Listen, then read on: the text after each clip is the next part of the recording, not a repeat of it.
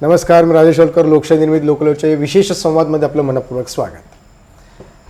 निवडणुकीचे पडघम वाजायला सुरुवात झाली आहे. निवडणुकीचा प्रचारसुद्धा आता सुरू होत आहे आणि रावेर यावल जो मतदारसंघ, या मतदारसंघातून उमेदवारीसाठी आघाडीवर असलेले असे धनंजय दादा चौधरी आज आपल्याबरोबर आहेत, ज्यांना आदराने आपण सर्वजण धनुभाऊसुद्धा म्हणतो. धनुभाऊंशी आज आपण संवाद साधणार आहोत. पहिल्यांदाच ते निवडणुकीच्या समोर येणार आहेत. त्यांची काय भूमिका राहणार आहेत, त्यांनी कोणत्या पक्षातर्फे त्यांची ते उमेदवारी देणार आहेत, कोणते मुद्दे घेऊन ते सगळे मतदारांपुढे येणार आहेत, या सगळ्या विषयांची, या सगळ्या प्रश्नांची उकल करण्यासाठी आज आपण त्यांच्याशी संवाद साधणार आहोत. सुरुवातीला त्यांच्याकडनं आपण जाणून घेऊया की आपण राजकारणात तर येत आहात, येण्याचं पूर्ण निश्चित झालेलं आहे. काँग्रेसच्या एका मोठ्या मंचावरती आपल्या नावाची घोषणा देखील आपल्याच या खिरोदा परिसरात झालेली आहे. आपण राजकारणात पहिल्यांदा का येत आहात हेच आपण त्यांच्याकडनं सुरुवातीला पहिले जाणून घेऊया. राजकारणात येण्यामागे खरं कारण म्हणजे 2019 साली खरं तर मी आदरणीय आमदार शिरीषदादा चौधरी यांच्या प्रचारार्थ घरी आलेलो होतो. म्हणजे साहजिकपणे एका वडिलांचा त्यांच्या कामामध्ये हातभार लावू लागावा म्हणून एक मुलगा म्हणून माझं कर्तव्य होतं आणि ते मला पार पाडायचं होतं. त्याकरता मी प्रचारात इकडे आलेलो होतो. प्रचारात इकडे आल्यावरती झालं असं की त्याच्या 3-6 महिन्याने लगेच कोरोना व्हायरसमध्ये लॉकडाऊन लागलं आणि ते लॉकडाऊन लागल्यामुळे 2 वर्ष शिक्षण जे होतं ते ऑनलाईन पद्धतीने पार पडलं. ते 2 वर्ष शिक्षण ऑनलाईन पद्धतीने पार पडल्यामुळे मी या कामामध्ये आणखीन गुंतलो आणि गुंता संपर्क वाढला, संबंध वाढली आणि लोकांची राजकारणाकडे बघण्याची जी एक आपण दृष्टिकोन म्हणतो, बघण्याचा जो दृष्टिकोन म्हणतो, तो हळूहळू समजू लागला. आणि राजकारणाच्या पलीकडे म्हणजे राजकारणाचा वापर राजकारणासाठी न करता समाजसेवेसाठी कसा करता येईल याच्याबद्दल खोल अभ्यास करायला मला मिळाला. आणि या सगळ्या गोष्टी, या सगळ्या सोयीसुविधा आणि एवढे सगळं लोकांचं जाळं म्हणजे मित्रपरिवाराचं असेल, कार्यकर्ता परिवाराचं असेल, एवढं सगळं लोकांचं जाळं वापरून जर कधी आपण लोकांची सेवा करू शकलो, आपल्या हातात शासनाकडनं काही ताकद असली तर तीच लोकांची सेवा करू शकेल चांगल्या पद्धतीने असं मला वाटलं. म्हणून मी राजकारणात उतरायचा निर्णय घेतला. असंही म्हटलं जातं की चांगल्या माणसांचं राजकारण काम नाही, पण चांगल्या माणसांची आवश्यकता आहे. तर ह्याकडे तुम्ही कसं बघाल? तुम्ही चांगले माणूस म्हणून येऊ इच्छितात की चांगलं काम करण्यासाठी येऊ शकतात, की कशा पद्धतीने बघा? आपल्याला कल्पना असेलच की राजकारण आणि समाजकार्य हे सध्याच्या घडीला 2 वेगवेगळ्या गोष्टी झालेल्या आहेत. राजकारणाचा पहिला उद्देश असा होता की समाजसेवा, म्हणजे राजकारण म्हणजेच समाजकार्य म्हटलं जायचं. पण सध्याचं राजकारण पाडापाडी, फोडाफोडी, गद्दारी आणि फसवणुकीचं राजकारण जे आपण आज आपल्या महाराष्ट्रात किंवा देशामध्ये पाहतो आहे ते फार निंदनीय अवस्था झालेली आहे.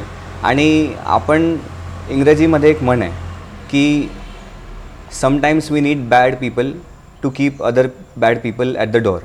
म्हणजे कधीकधी वाईट व्हावं लागतं आपल्यापेक्षा वाईट लोकांना दरवाजाच्या बाहेर ठेवण्यासाठी. ही कधीची गोष्ट आहे. पण त्याच्यासोबत आपली संस्कृती जपत आणि आपल्या सगळ्या गोष्टी, ज्या आपली शिकवण जी आहे ती जपत जर कधी सरळ मार्गाने काम करता येत असलं तर त्याच्यामध्ये निसंकोचपणे काम करत राहावं. सत्ता आज आहे, उद्या नसेल, या गोष्टी सर्वांना माहिती असतात. पण त्याचा मनावरती जास्त परिणाम न होऊ देता, त्या द्वेषभावनेचा मनावरती जास्त परिणाम न होऊ देता लोकांचीच कामं कशा प्रकारे करता येतील याच्यावरती जास्त जर कधी राजकारण्यांनी भर दिला तर एखाद्या वेळेस आपला राज्य किंवा देश पुढे जाऊ शकेल. म्हणजे समाजकारणासाठी राजकारण हे प्रभावी माध्यम आहे असं म्हणता येईल? हो, अगदी. समाजासाठी जर काम करायचं असेल तर राजकारणात उतरूनच आपण काम अतिशय व्यवस्थितरित्या करू शकतो असं आपल्याला म्हणता येईल. हो. आपण निवडणुकीला समोर जाणार आहात. काँग्रेसच्या मोठ्या मंचावरती आपल्या नावाची घोषणा देखील आहे. सरळ आमच्या सर्वांच्या असं लक्षात येतं की आपण काँग्रेसच्या तिकिटावरती उभं राहणार आहात. पृथ्वीराजजी म्हणा किंवा इतर सगळ्यांनी आपल्या नावाची घोषणा केली. एकीकडे म्हणजे आपल्याला आता नव्याने यायचं आहे म्हणून हा असा प्रश्न आहे की तुम्ही वडिलांच्या पावलावर पाऊल ठेवून काँग्रेसमध्ये येऊ इच्छितात, म्हणून वडील आहेत म्हणून आपण येणार आहात, की सध्याची आत्ताच्या मधल्या काळाची परिस्थिती अशी आहे की जो तो भाजपाकडे जातो आहे की भाजप त्यांना आपल्या जाळ्यात खेचतं आहे, की भाजपाकडे येण्याचा ओढा खूप आहे. कारण केंद्रात सरकार त्यांचं आहे, राज्यात सरकार त्यांचं आहे, पुढे भविष्यात त्यांचं सरकार राहील असं वातावरण ते तयार करतात असतील किंवा असा विषय असेल. तुम्हाला असं वाटलं नाही कधी की आपण देखील भाजपामध्ये कधी दार ठोठावून पाहावं किंवा त्यांच्याकडनं तुम्हाला कधी बोलवणं झालं नाही? नाही, असे प्रसंग माझ्यासोबत तर घडले नाही की भारतीय जनता पार्टीच्या कोणत्या नेत्यांनी मला सांगितलं असेल की तुम्ही पक्षात या वगैरे. या सगळ्या गोष्टी अफवा फार होत्या पण त्या माझ्या नावानिमित्त न होत्या, त्याच्यामुळे मी त्याच्यावरती जास्त काही लक्ष दिलं नाही. काँग्रेसकडनं लढण्याची माझी इच्छा अशी आहे की स्वर्गवासी धनाजी नाना चौधरी थोर स्वातंत्र्य सेनानी यांनी 1930पासनं काँग्रेसचं काम आमच्या परिवारामध्ये घुसवलं आहे. काँग्रेसचे विचार रुजवले, महात्मा गांधीजींना त्यांनी आमच्या गावामध्ये घेऊन आणलं आणि तीच एक परंपरा जी त्यांनी रुजवली आणि ते विचार जे त्यांनी रुजवले त्याचा परिणाम असा झाला की त्यांच्या मार्गदर्शनात, त्यांच्या नेतृत्वाखाली बाळासाहेब मधुकरराव चौधरींनी काम केलं. त्याच्यानंतर बाळासाहेबांच्या खाली आमदार शिरीषदादा चौधरी यांनी काम केलं आणि तोच सगळा वारसा घेऊन जेव्हा मी चालत असतो आणि मला जेव्हा आपल्या मनामध्ये विचार येतो, आमच्या रावेर यावल मतदारसंघामध्ये सध्या परिस्थिती अशी आहे की माझ्या खुर्चीच्या शेजारी किंवा कोणत्याही काँग्रेसच्या नेत्याच्या खुर्चीच्या शेजारी जर कधी भारतीय जनता पार्टीचा पदाधिकारी असला आणि किंवा नेता असला तर तो हसून खेळून मन मोकळेपणाने एकमेकाशी बोलून घेतो, पहिले बोलून घेतो, वाद घालत नाही. तीच परंपरा आम्हाला आमच्या मतदारसंघामध्ये टिकवायची आहे आणि तीच परंपरा मला असं एखाद्या वेळेस वाटतं की भारतीय जनता पार्टीच्या आमच्या मतदारसंघातल्या नेत्यांनासुद्धा आवडते. म्हणून हा सर्व जो परंपरा आहे, काँग्रेस पक्षाची जी विचारधारा आहे, काँग्रेस पक्षाने आजपर्यंत आमच्या परिवारावरती म्हणा किंवा आमच्या परिवाराच्या कामावरती म्हणा दाखवलेला जो विश्वास आहे त्याला तडा न जाऊ देणं हे आमचंसुद्धा काम आहे. म्हणून तीच परंपरा, तेच विचार नव्याने कसे आणखीन आपल्या लोकांसमोर आणता येतील, जनतेसमोर आणता येतील, त्याच्यासाठी मला काम करायचं आहे. काँग्रेस म्हणजे आता सध्या विरोधात असलेला हा पक्ष आणि या सध्याच्या काळामध्ये विरोधात असलेल्या पक्षाचा झेंडा घेऊन आपण जनतेसमोर, मतदारांसमोर जाणार आहात. कोणते मुद्दे घेऊन आपण मतदारांपुढे जाणार? मतदारांपुढे नेण्यासारखे भरपूर मुद्दे आहे. नुकताच मतदारसंघाचा दौरा केल्यानिमित्त मला असं कळालं की आपल्या मतदारसंघात म्हणजे 2019मध्ये जेव्हा महाविकास आघाडीचं सरकार आलं आणि पहिले 2.5 वर्ष जेव्हा महाविकास आघाडीचं सरकार होतं त्या काळामध्ये कोरोना काळ होता, तरीसुद्धा मतदारसंघात अनेक मोठे रस्ते निर्माण झाले, अनेक गल्ल्यांमधले रस्ते असतील किंवा गटारी असतील, या सगळ्या गोष्टी झाल्या. पण हा मला काही मतदारसंघाचा विकास वाटत नाही. एक विकास असतो तो दिसणारा आणि दुसरा विकास जो असतो तो वैयक्तिक विकास आपण ज्याला म्हणतो. आणि वैयक्तिक विकासाला पैशाची आपल्याला जोडता येऊ शकत नाही. जेव्हा एका व्यक्तीचे विचार परिवर्तन होतात त्याला आपण खरा विकास म्हणू शकतो. म्हणजे जर कधी तो एखादा व्यक्ती एक छोटा व्यवसाय सुरू करत आज त्याच्या गावामध्ये राहत असेल, जगत असेल, सगळ्या गोष्टी असतील आणि त्याला या राजकारणाची आणि समाजकारणाची साथ जर कधी मिळाली आणि तो उंचावरती गेला तर तो त्याचा व्यक्तिगत विकास झाल्यामुळे त्या सगळ्या गावाचा एका सर्वांगीण विकास होतो. म्हणजे असे एकच व्यक्ती नाही, अनेक व्यक्ती गावांमध्ये तयार होतात. काही लोक इच्छुक असतात, काही लोक गाव सुधारीच्या मागे लागतात आणि त्याच लोकांची मदत घेऊन जर कधी आपण गावामध्ये काम करू शकलो तर ते फार योग्य होते गाव बदलण्यासाठी. अशी कोणती कामं ही आपण येणाऱ्या काळामध्ये करणार की जेव्हा आपल्याला आमदारकी मिळेल, आपल्याला विश्वास तर निश्चित असेलच की तुम्ही विजय व्हाल. मी असं विचारणार नाही की तुम्ही विजय व्हाल, विजय तर निश्चित होणार असा आपला पूर्ण आत्मविश्वास निश्चित असेल. हा आत्मविश्वास ज्यावेळेला आपल्याला असेल त्यावेळेला आपल्याला अशी कोणती कामं ही आपण निश्चित करणार? कोणती कामं म्हणजे सर्वप्रथम ज्या आपल्याकडच्या समस्या आहेत ते सर्वप्रथम युवकांची बेरोजगारी. युवकांची बेरोजगारी असल्यामुळे अतिशय निंदनीय वातावरण आपल्या परिसरात झालेलं आहे. शासन कोणताही नवीन रोजगार निर्माण करू शकला नमुळे युवकांचा वैयक्तिक हे नुकसान झालेलं आहे आणि ते नुकसान अशा प्रकारे होतं आहे की युवक जर कधी त्याला रोजगार त्याला भेटला नाही, नोकरी भेटली नाही तर तो आपल्या परिसरात केळी प्रधान असल्यामुळे घड वाहतो किंवा मजुरी करतो आणि ती जर कधी तो करू शकला नाही तर व्यसनाधीन होतो आणि चुकीच्या मार्गाने लागून अक्षरशः त्याचं घर उद्ध्वस्त होतं. तर या युवकांसाठी रोजगार जास्तीत जास्त केळीच्याच माध्यमाने कसं निर्माण करता येईल याचा माझा अभ्यास पूर्णत्वात होत आहे आणि आणखीन पूर्ण झाल्यावरती तो मी माझ्या मतदारसंघातल्या सर्व जनतेसमोर ठेवणार आहे की असा माझा अभ्यास आहे.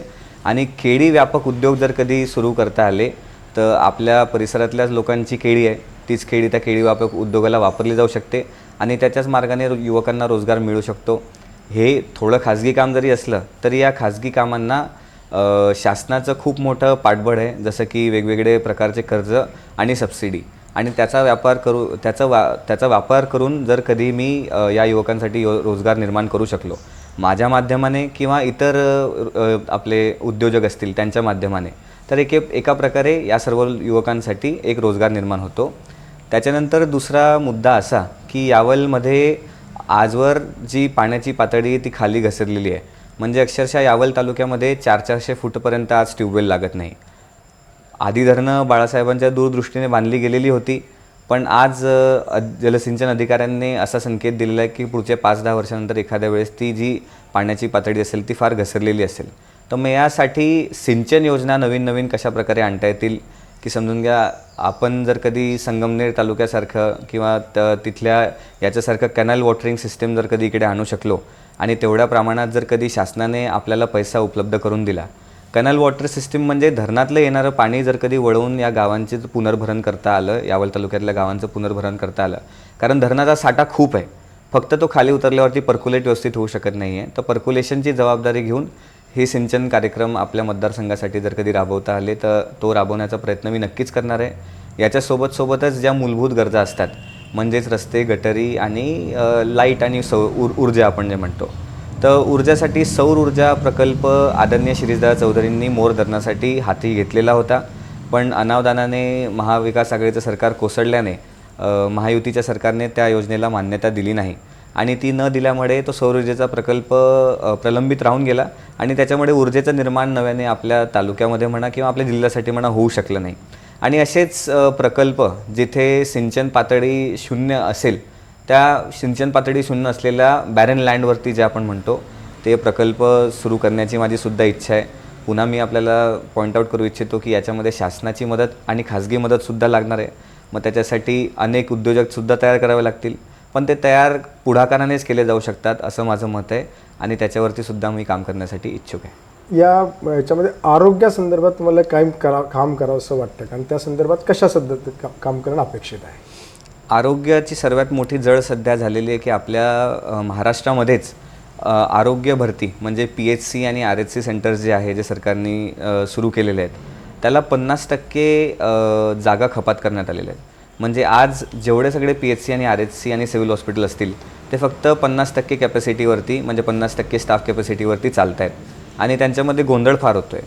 तर या संदर्भात जर कधी शासनाकडे सांगडं घातलं आणि ते प्रभावीपणे घातलं, सगळ्या आमदारांनी घातलं की नाही तुम्ही किमान आरोग्याकडे 100% भरती करून तुम्ही लोकांना रोजगारसुद्धा मिळेल आणि त्या रोजगाराच्या माध्यमाने PHC आणि RHC जे असतात ते मोफत उपचार या गरीब लोकांचे करू शकतील आणि त्यांना चांगल्या प्रकारे फायदा मिळू शकेल असं माझं मत आहे. त्याच्यावरती जाऊनसुद्धा आयुर्वेद मला आजही वाटतो की एकदम उत्तम उपाय आहे एका माणसाचं पूर्ण आयुष्य सुधरवण्यासाठी.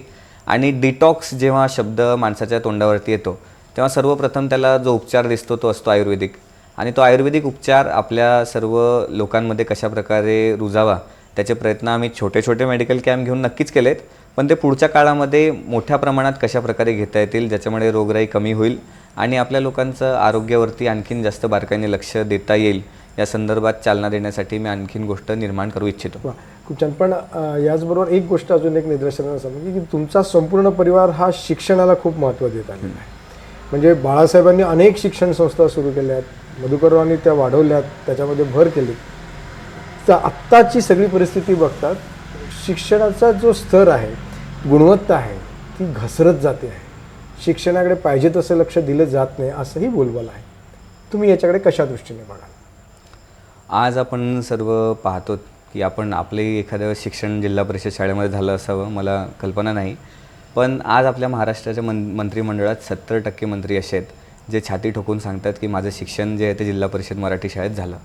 पण आज आपण जर कधी जिल्हा परिषद शाळेपासून सुरुवात केली तर तिकडे दर्जेदार शिक्षण मिळतं आहे का, त्याचं इन्फ्रास्ट्रक्चर ठीक आहे का, मुलं तिकडे चांगला पोषण आहार घेऊ शकत आहेत का, या छोट्या छोट्या गोष्टींवरती जर कधी शासनाकडनं लक्ष देण्यात आलं तर आपण फार पुढे जाऊ शकू. त्याच्यानंतर होतं असं आहे की आज माझ्यासारख्या नवयुवकांना फोनमुळे म्हणा किंवा जास्त माहितीमुळे म्हणा अनेक गोष्टी अशा आहेत ज्या आयत्या हव्या असतात. मी स्वतःचा विचार केला तर 5 वर्षापूर्वी मी सुद्धा असा होतो की मला अनेक गोष्टी आयत्या हव्या होत्या, पण आज मला समजलं आहे की मेहनतीशिवाय आपल्या आयुष्यात काहीच संपन्न आपण करू शकत नाही, काहीच आपण त्याच्यामध्ये मिळवू शकत नाही. त्याच्यामुळे मुलांमध्ये तो विचार रुजवणं महत्त्वाचं आहे की पहिले तुम्ही मेहनत केल्याशिवाय तुमच्याकडे पर्याय नाही. आज नोकरी नाही तर किमान उद्या त्याला व्यवसाय सुरू करण्या एवढी ताकद आणि त्याच्या मनाचं मनोबल पाहिजे, त्याची तेवढी तयारी पाहिजे आणि त्याच्या अंगात तेवढी शक्तीसुद्धा पाहिजे. तो विचार मुलांमधून निघून गेल्यामुळे आज मुलं दिशाहीन झालेले आपण जे पाहतो आहे, मुलं असतील, नवयुवती असतील, त्यांचे अशा प्रकारे हाल झालेले जे मी पाहतो आहे. तर शिक्षण, विचारधारा आणि संस्कृती, संस्कार याचं सगळ्यांचं चांगलं एक केल्याशिवाय या पुढच्या काळामध्ये काम करता येणार नाही असं मला प्रामाणिकपणे वाटतं. शिक्षण, संस्कृती, संस्कार या तिघांची एकत्र सांगड घालणं आवश्यक आहे. हो. हे सगळं आपण ज्यावेळेला सांगतो त्यावेळेला आम्ही सर्वजण आपल्याकडनं असं देखील जाणून घेऊ इच्छितो की आम्हाला फक्त तुम्ही म्हणून काय माहिती आहेत की शिरीष मधुकरराव चौधरी यांचा हा मुलगा म्हणून आमच्या सगळ्यांची ओळख आहे. पण तुमचं वैयक्तिक जीवन कशा पद्धतीचं आतापर्यंत आपण व्यतीत केलं, एवढंही आम्हाला माहिती आहे की आपण LLB केलेलं आहात, आपण एक वकील झालेला आहात. तर आपलं संपूर्ण आयुष्य आतापर्यंतचं कसं होतं हे देखील आपल्याला जाणून घ्यायचं. खरं तर संपूर्ण आयुष्य थोडं आगळंवेगळंच होतं.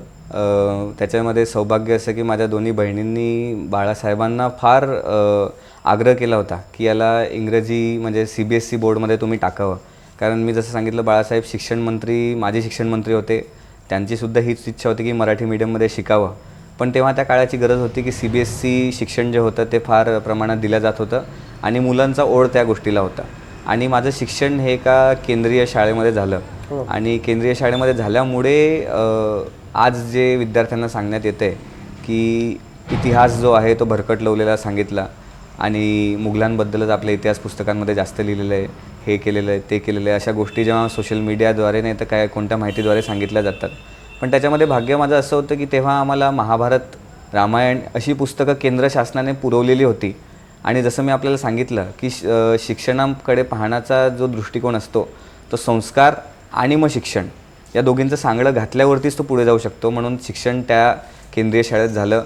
त्याच्यानंतर मी 11वी-12वीमध्ये कॉमर्स परस्यू केलं आणि 11वी-12वी नंतर शिरीषदादांनी मला आग्रह केला होता की तू या सर्व गोष्टी कराव्या. हा माझा बिलकुल आग्रह नाही. राजकारणात यावं किंवा संस्थांचा कारभारसुद्धा बघावा असं त्यांचा आग्रह बिलकुल नव्हता. त्यांनी मला सांगितलं होतं की तू 11वी-12वीत सायन्स कर आणि त्याच्यापुढे इंजिनिअरिंग किंवा ॲग्रीमध्ये जा आणि तुझं तू बघ, असं त्यांनी मला सूट दिलेली होती. पण मी त्यांना सांगितलं मला गणितामध्ये मी थोडासा कच्चा होतो आणि त्याच्यामुळे मला कॉमर्स त्याच्यामध्ये जमलं. ते मी क्रॉससुद्धा केलं आणि त्याच्यानंतर परत गणिताची भीती होतीच, त्याच्यामुळे मी लॉ परस्यू केलं. पण मला माहिती नव्हतं की गणित लॉमध्ये सुद्धा असतं. त्याच्यामुळे थोडे संघर्ष झाले पण सगळ्या गोष्टीत परिपूर्ण होऊन पुढे जाता आलं. तुमचं संपूर्ण शिक्षण हे पुण्यात झालं. हो. मग पुण्याची संस्कृती आणि आपल्या जळगावमधलं इथलं संस्कृती प्रचंड तफावत आहे. कसं तुम्ही फेस कराल? पुण्याची संस्कृती म्हणजे आधीपासूनच मला शहरी भागाकडे जास्त ओढ नव्हती. शहरी भाग म्हणजे एखाद्या वेळेस जर कधी मन मोकळं काही करायचं असेल, कुठे फिरायला जायचं असेल तरच माझ्या मनात तो शहरी भागाकडे जाण्याची ती ओढ वेगळी होती. आधी मुंबईला जाणार होतो पण मुंबईची दगदग पाहूनच मला मनामध्ये भीती वाटू लागली की या शहरात आपलं जगणंच शक्य नाही. तिकडचं तापमानही सुद्धा आपल्याला आवडत नाही. मग आपण पुण्यात जायचं आणि पुण्यामध्ये जाण्याचा निर्णय जेव्हा केला तेव्हा मग काय जसं मी तुम्हाला सांगितलं की जेव्हा कोरोनामध्ये इकडे येणं झालं तेव्हा इकडची हवा जी असेल, इकडचं खाणं जे असेल, त्या सगळ्या गोष्टी इतक्या पटू लागल्या की शहराकडे आज जास्त जाण्याची ओढ नाही आहे. कामापुरता मर्यादित. तुम्ही कोट घालून कोर्टात जाणार का? नक्कीच जाईल. म्हणजे हे सगळं करत असताना तुम्हाला वकिली हा पूर्ण व्यवसाय म्हणून करण्यास आवडेल? व्यवसाय करण्यासाठी नाही, पण पब्लिक लिटिगेशन्स जे असतात म्हणजे काही संदर्भ असे असतात जे स्वतः लक्ष घालून ते कोर्टात चालवावे लागतात. राजकारणातसुद्धा अशी वेळ येते. त्याचे जर कधी आपण पाहायला गेलं तर तसे मार्गदर्शक आमच्या पक्षामध्ये आदरणीय कपिल सिब्बल साहेब आहेत, ज्यांनी म्हणजे एवढे सगळे मंत्रिपदं भूषवूनसुद्धा त्यांनी वकिली केली होती आणि आजही सुद्धा ते करतायत. म्हणजे त्यांनीसुद्धा त्यांच्या स्पीचेसमध्ये असंच सांगितलं की कधी कधी राजकारणामध्ये वकिली करावी लागते. कारण तुम्हाला जे पाहिजे असलं आणि ते मिळवून घ्यायचं असलं तर ते आग्रहाने, हट्टाने किंवा कोणत्या दुसऱ्या मार्गाने जाऊन तो वकीलच मिळवू शकतो. अच्छा. त्याच्यामुळे वकिली त्यामुळे आपल्याला ही निश्चित करावीच लागते. शिक्षण जे आपल्याला केलेलं आहे त्या शिक्षणाचा पुरेपूर प्रॉपर पद्धतीने युटिलाइज करायचं.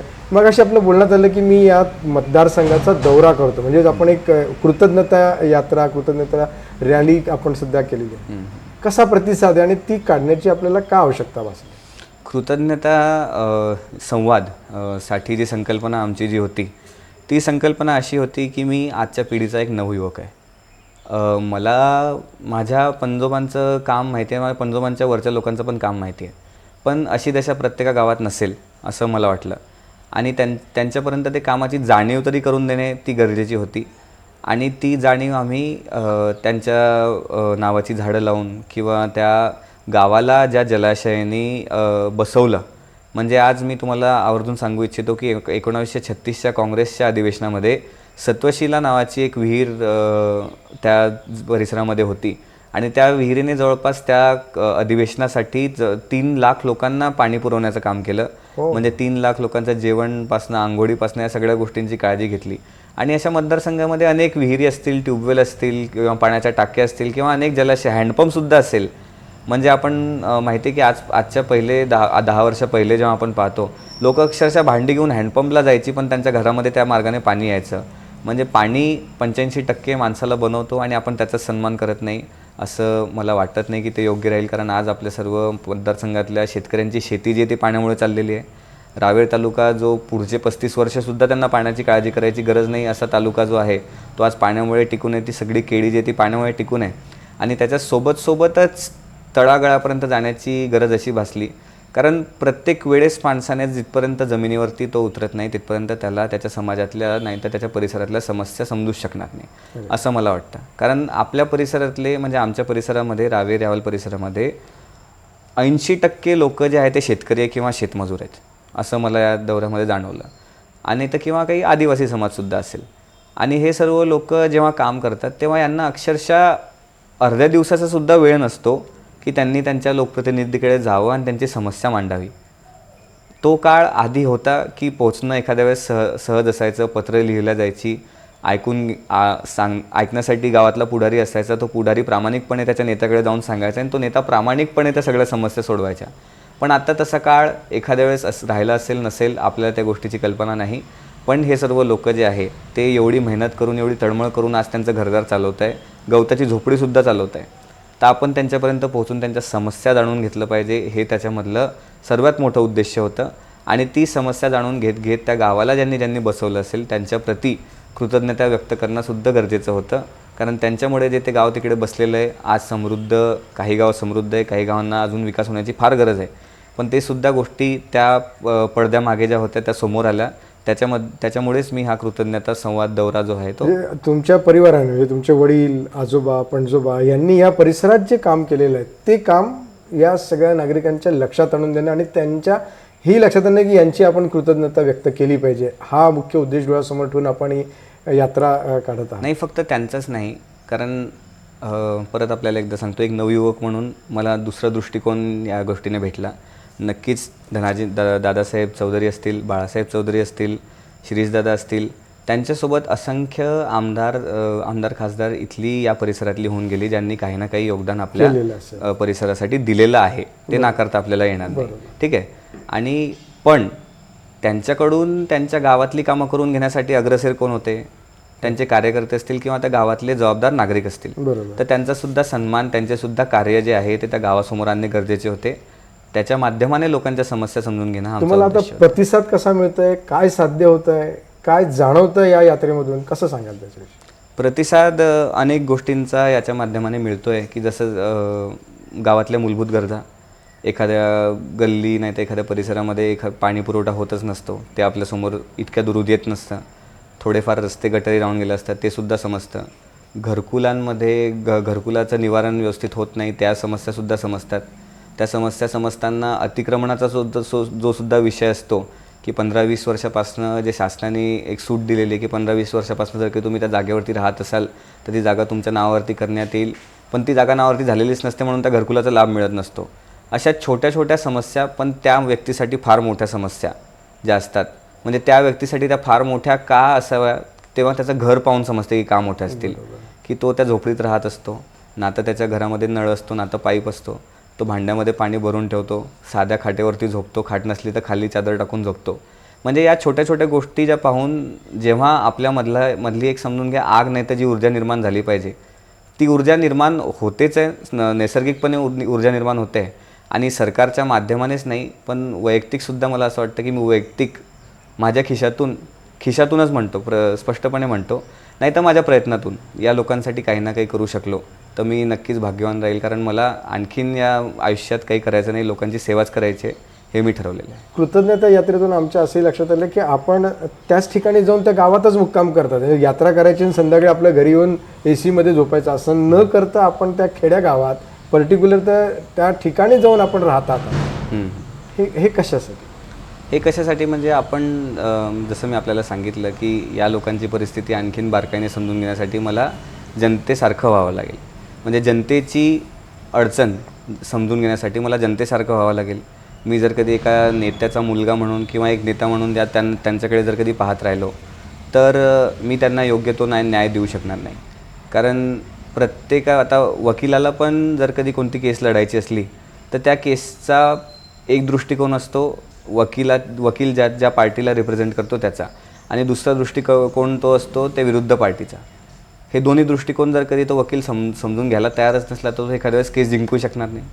त्याच्यामुळे त्यांच्यामध्ये जनतेमध्ये जाऊन त्यांचा नेता जो आहे तो त्या सामान्यच आहे अशी जाणीव पण त्यांना असणं गरजेचं आहे. त्याच्यामुळे मी त्यांच्यामध्ये जाण्यासाठी इच्छुक आहे आणि जातसुद्धा राहणार आहे. धनुभाऊ, जसं तुम्ही पर्टिक्युलर त्यांचं संपूर्ण जीवन देखील समजून घेत आहात, रोजची चरितार्थ, रोजचं जीवन कशा पद्धतीने राहतात, काय त्यांच्या समस्या आहेत, त्या पर्टिक्युलर त्या ठिकाणी राहून आपण आपल्या परिवाराचा सेवा हा सुद्धा एक ब्रीद आहे. ह्याला आपण कशा प्रकारे न्याय देणार?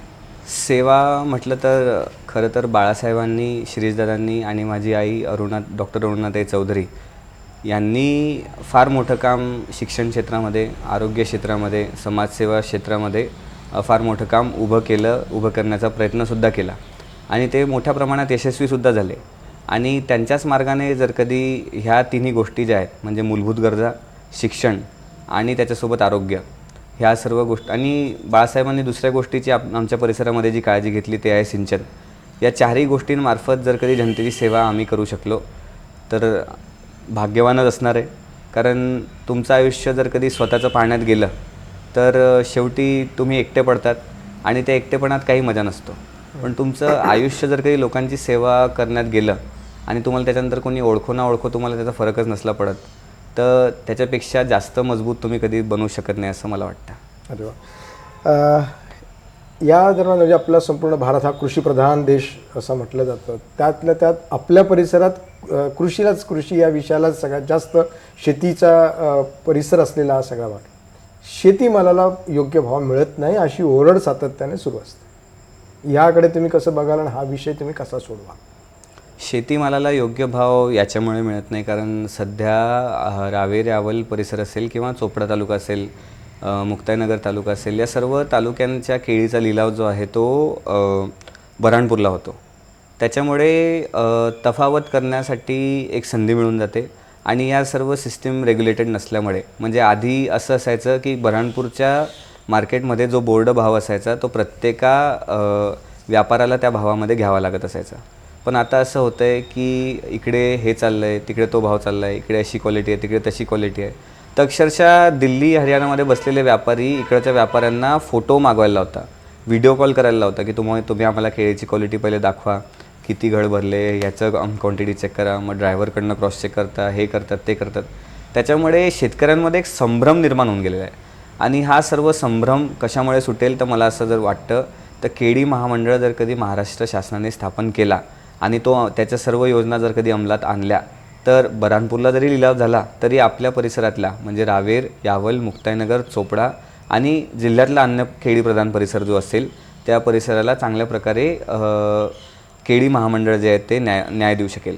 आणि त्याच्यावरती क्वालिटी कंट्रोल करण्यासाठी केळी संशोधन उपकेंद्र ज्याची मागणी महाविकास आघाडी सरकारमध्ये सातत्याने झाली, ते उपकेंद्र जर कधी समजून घ्या सावदा शहर म्हणजे सावदा शहराशी सावदा एक मार्केट प्लेस सध्या आमच्या परिसरामध्ये तयार झालेलं आहे.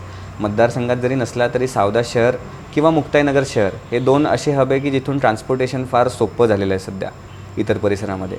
तर त्याच्यामुळे या दोन क्षेत्रांमध्ये आणि ते क्षेत्र जमले नाही तर भुसावळमध्ये केळी संशोधन उपकेंद्र जर कधी शासनाने स्थापन करण्यात आलं, नाही तर आम्ही त्याच्यासाठी फार प्रयत्न केले तर आपल्या परिसरातल्या शेतकऱ्यांसाठी शेतकऱ्यांसाठी ते फार फायदेशीर ठरू शकतं. आपल्या परिवाराने म्हणजे आपले आजोबा, आपले वडील यांनी केलेल्या जे विकास कामाची मगाशी तुम्ही सगळी माहिती दिली आणि त्याची कृतज्ञता संवाद यात आहे.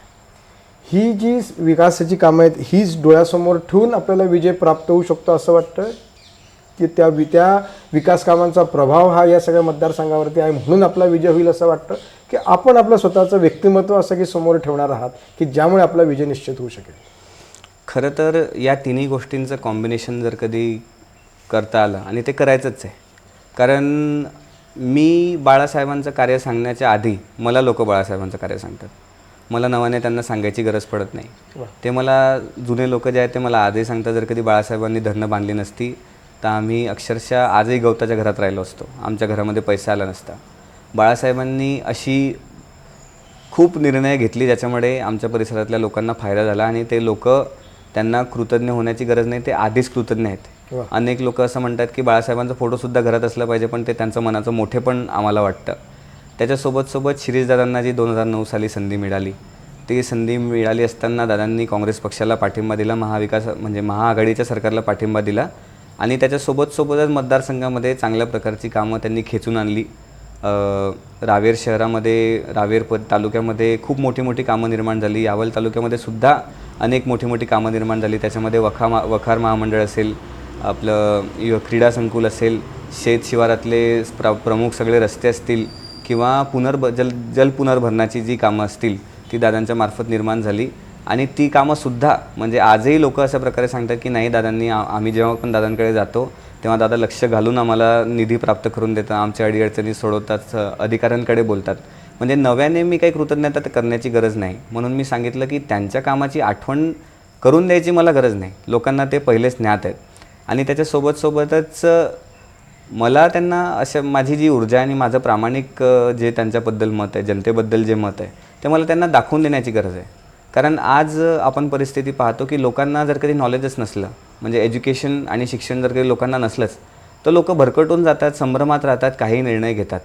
जसं की मागच्या 1 वर्षात झालं, शिरीषदादांना काँग्रेस पक्षाशी प्रामाणिक राहण्यासाठी फार बदनाम करण्यात आलं. ते विरोधकांनी केलं, ते आम्हाला मान्य आहे, पण काँग्रेस पक्षाची विचारधारा सोडू शकत नाही असं दादांनी वारंवार सांगितलं. कारण काँग्रेस पक्षाने कधीही समाजातल्या पहिल्या घटकाचा विचार केला. आता पहिला घटक आपण जेव्हा म्हणतो तेव्हा आपल्या मनामध्ये येत असेल किंवा श्रीमंत माणूस, नाही तर गावातला पुढारी असेल किंवा प्रतिष्ठित व्यक्ती असेल, पण काँग्रेसनी कधीही संविधानातल्या पहिल्या घटकाला न्याय देण्याचा प्रयत्न केला. आणि पहिला घटक जो आहे तो आहे आदिवासी समाजानंतर सर्व समाज सुरू होतात, सर्व गोष्टी सुरू होतात. आणि आमचंही ब्रीदवाक्य तेच आहे की जर कधी आपले जंगलातले बांधव आदिवासी समृद्ध राहतील तर आपोआपच आपले शेतकरी आणि त्यांचं गावाखेड्यामधली, शहरांमधले समाज जो आहे तो समृद्ध राहू शकतो.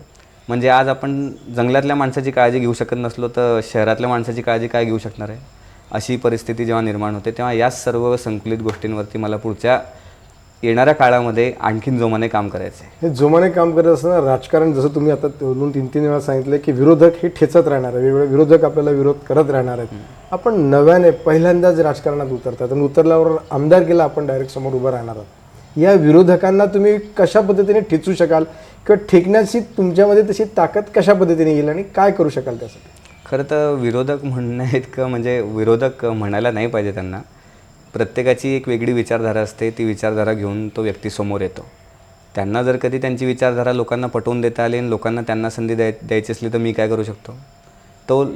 ते लोकांचं मत असणार आहे, लोक त्या गोष्टी ठरवणार आहेत. पण त्याच्यामध्ये या गोष्टीची सुद्धा काळजी घ्यावी लागेल की प्रत्येकाला जे आहे ते आपापली विचारधारा पटवून द्यायची आहे, आपापले जे विचारसंकल्प जे मतदारसंघ बाबतीत आहे ते पटवून द्यायचे आहे. आणि त्याच्यामध्ये विरोध जास्त न करता कशा प्रकारे या निवडणुका पार पडता येईल. धनुभाऊ, तुम्हाला या इलेक्शन पुरती नाही म्हणत आहे, मी पुढचा भविष्यवेध आपल्याला सांगतोय की पुढच्या भविष्याच्या काळामध्ये सुद्धा विरोधक आपल्या समोर उभं राहणार आहेत, ठाकणार आहेत. त्यांना तितक्याच ताकदीने विरोध करा. आपण नवखे आहात, आपल्याकडे नवखा म्हणून बघितलं जातं, नवीन म्हणून बघितलं जातं, तरुण म्हणून बघितलं जातं. अशा वेळेला त्या विरोधकांना विरोध करणं तितक्याच ताकदीचा, तितकाच प्रभावी असणं आवश्यक असतं, तितका दमदार असणं आवश्यक असतं. याला तुम्ही कशा पद्धतीने विरोध करण्याचा प्रयत्न करा? याच्यामध्ये जर काही तात्विक विरोध असला तर तात्विक विरोधांना मी नक्कीच विरोध करणार. कारण कोणी जर कधी माझ्या विचारधारेला आणि माझ्या कार्याला जर कधी मी प्रामाणिकपणे करतोय त्याला ढोंग म्हणत असेल तर मला त्याच्यावरती खंबीरपणे त्याच्यासमोर उभं राहावं लागेल. पण कोणी माझ्यावरती व्यक्तिगत आरोप करून या सगळ्या गोष्टी निर्माण करण्याचा प्रयत्न जर कधी करत असला तर त्याच्यावरती मी जास्त काही लक्ष देणार नाही. कारण व्यक्ती कसा आहे ते त्याला तुम्ही भेटल्याशिवाय, त्याला जाणून घेतल्याशिवाय तुम्हाला समजणार नाही. तर माझं निमंत्रण विरोधकांना असणार आहे की तुम्ही यावं, माझ्यासोबत बसावं, माझ्यासोबत चर्चा करावी. माझं पटलं तर माझ्यासोबत यावं, नाही पटलं तर लढत राहू. आपल्या मतदारसंघातील मतदारांना आणि विशेषत्व करून युवकांना आपण काय संदेश देणार? संदेश असा आहे की सध्याचा काळ हा फार बिकट काळ आहे. आपण पाहतो आहे की प्रत्येक नेता जो असतो तो त्याच्या विरोधकाला जिरवायवरती किंवा संपवण्यावरती जास्त लक्ष देतो. आणि लोकांचं कल्याण करण्यासाठी जास्त काही लक्ष देत नाही. 4 वर्ष तो त्याच्या विरोधकांना संपवण्यासाठी प्रयत्न करतो आणि ते प्रयत्न करत असता असता त्याचं पब्लिककडे लक्ष नसतं. शेवटचं वर्ष येतं तेव्हा त्यांचे डोळे उघडतात की आम्ही तर लोकांची काहीच कामं केली नाही आणि हातपाय मारत मारत शोबाजी करत करत या छोट्या छोट्या गोष्टी म्हणजे काय तर फॉर्मच भरले, राशन कार्डच काढले, या सगळ्या गोष्टी 5 वर्ष जरी केल्या तरी पुरतात. पण शेवटच्या वर्षी त्या करण्यात येतात आणि लोकांना एका प्रकारचं वेगळं आमिष दाखवून, जसं आज आपण पाहतोय की महायुती सरकारची लाडकी बहीण योजना, या सरकारला या योजनेची गरज का पडली? कारण 10 वर्ष जर कधी बहीण लाडकी होऊ शकली नाही तर आज का होते? कारण त्यांनी त्या लाडक्या बहिणीच्या परिवारातले नवयुवक आणि शेतकरी नष्ट केलेत आणि त्यांना या गोष्टीची जाणीव आहे की हे शेतकरी आणि युवक आज आम्हाला मतदान करणार नाही म्हणून बहीण लाडकी करतात. म्हणजे अशी कोणती बहीण असते की जिचं घर उद्ध्वस्त केल्यावरती तिला लाडकी म्हणायचं, असा प्रश्न आज आमच्या युवकांमध्ये मात्र नक्कीच पडतो आहे. तर हे सर्व संदेश, अशा सगळ्या गोष्टी युवकांसमोर आणि जनतेसमोर येणं फार गरजेचं आहे की कोणी प्रामाणिक प्रयत्न करत असेल तर त्यांना करू दिले पाहिजे. जरी करू द्यायचे नसतील तरी तो प्रामाणिक असला तर तो आयुष्यभर ते काम करत राहणार आणि ती करण्याची माझी इच्छा नक्कीच आहे की लोकांनी संधी दिली नाही दिली, आपण सांगितलं एक विश्वास असतो, पण संधी दिली नाही दिली मला त्या गोष्टीचं जास्त महत्त्व नाही. संधी दिली तर चांगलं काम करून दाखवेल, संधी नाही दिली तर प्रयत्न करणारच आहे. धन्यवाद धनंजयजी चौधरी. धनुभाऊ यांना आपण आदरानं जे म्हणतो ते युवा नेते आपल्यासमोर येणाऱ्या निवडणुकीमध्ये काँग्रेसच्या माध्यमातून मतं मागायला येणार आहेत. त्यांचं सगळ्यात महत्त्वाचं म्हणजे लक्षात आहे की रोजगार असो, पाणी पुरवठा असो, सिंचनाची कामं असो, या सगळ्यांमध्ये सर्वांगीण विकास आणि सर्व दृष्टीने कसं लक्ष दिलं जाईल या दृष्टीने त्यांचे प्रयत्न राहणार आहेत हे आपल्या लक्षात आलं असते. आणि शिक्षणाला तितकंच महत्त्व, संस्काराला तितकंच महत्त्व आणि सेवेला देखील तितकंच महत्त्व त्यांनी आपल्या या सगळ्या संवादातून दिलेलं आहे. मी आपल्या साऱ्या दर्शकांच्या वतीने धनंजय चौधरी यांच्या या ठिकाणी मनापासून धन्यवाद व्यक्त करेल आणि थांबेल. मात्र आपण पाहत आहात लोकशाही निर्मित लोकलय तुमच्या मनातलं. नमस्कार.